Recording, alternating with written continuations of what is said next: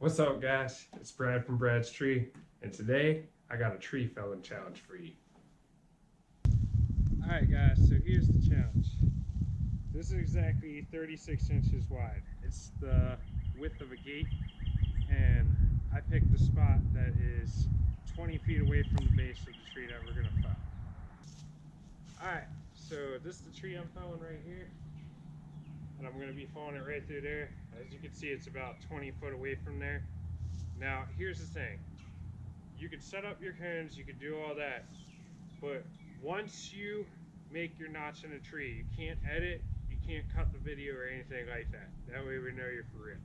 You can't move the cones after you make the notch. So once you start making the notch, you can't stop the video. It's just, you run it straight through, and we'll see how you do. And don't do it a million times. I'm gonna do it one time, and that's what it's gonna be. And here's the rules. The cones, or whatever you use to mark your 36 inches opening, they gotta be 20 feet from the base of the tree that you're falling. Doesn't matter where you put them, 360 around the tree, I don't care. Just put them 20 feet away from the base to simulate a gate opening. And then, here's the trick though, so that people can't cheat. Once you start the video to fall the tree and you put the notch in, you cannot cut or edit the video. You can't move the cones after you put your notch in. Once you start putting your notch in, you run the video straight through till you fell it and show us what you got. And look, I'm gonna do this one time. If I hit the cone, I'm gonna show it. So I'm not gonna do this a million times to look perfect just so I can look like I'm something that I'm not. And here, let me show you another thing. Because this is somewhat of a smaller tree. Tree's probably only about, I don't know, 50 foot, if that. But here's the thing. I got all these tops in the way that they might honestly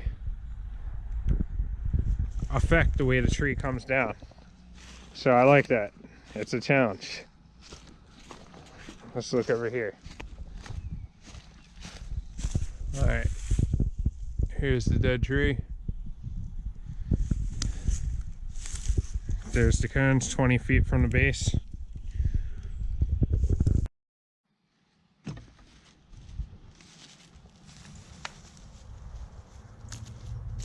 Alright guys, here we go. I'm gonna go ahead and make the notch. And now I'm not gonna cut the video or anything till the tree's on the ground and you see it. So I'm gonna move the camera around. I'm not gonna stop recording. That way you see the actual results.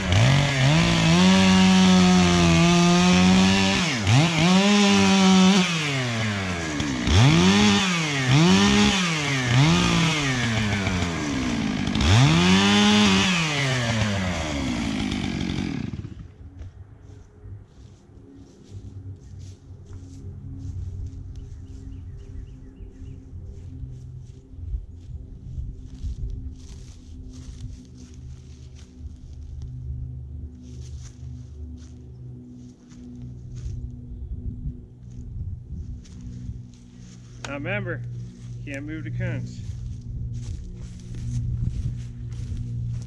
I don't know where the best angle is. Go ahead and put you guys behind me. That'll be the best angle.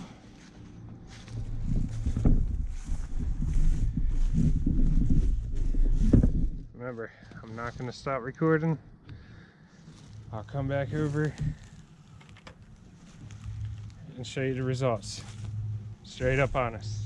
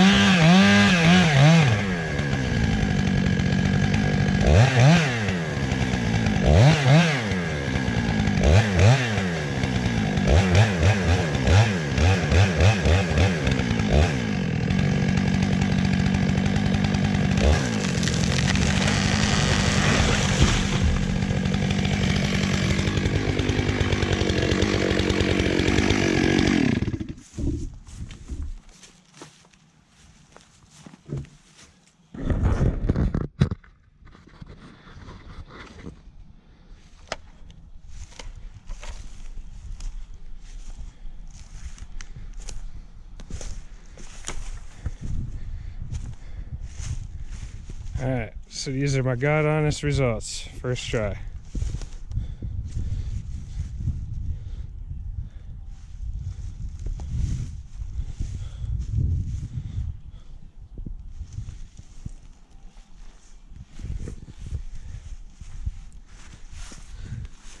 Alright guys, let's see yours.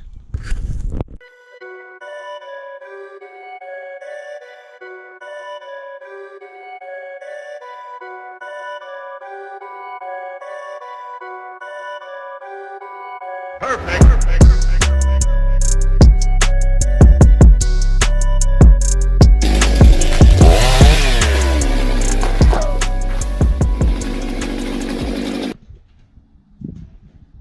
Alright guys, so what we learned today? We learned that we can fall with an accuracy up to 36 inches. Now, there's a lot of other things that I would do if I was doing that professionally. Like, for one thing, if there was actually something that mattered, I would not do that with the tops being able to change the direction of the fall. This was just for fun. I'd never do it like that professionally. And if I really wanted to be super accurate in my tree felling, like if it really mattered down to 36 inches, I probably wouldn't have the top on there. And also another thing you gotta take into consideration is if the tree has a massive curve in the stem, when that hits the ground, because it's not straight and flush, it's gonna wanna bounce and fling around and stuff. So, you know what I mean? There's a lot of things to take into consideration. I didn't care. I went out there, did it one time, real quick, you know what I mean? Because I'm not bluffing. I'm a real person, you know what I mean? I don't try to fake shit. I just thought it'd be a cool challenge. I went out there, did it with the top on there and with everything, and I fell in between 36 inches. It did touch the cone slightly, but overall, I think I did a damn good job. So, I want to see you guys. Let me see you guys do the challenge. You know what I mean? But don't take it to your job site first. Do it out back. Do it on your property. You know what I mean? And what this can actually do is it can help with your accuracy. I mean, how can practicing accuracy on trees that you already got to take down on your property? How can that be a problem? Now, where it does become a problem is if you guys do it at a customer's house before you practice it anywhere else. That's a problem. Because you don't want to be taking a chance at your 36-inch challenge on somebody's property and then whack your fence pole down.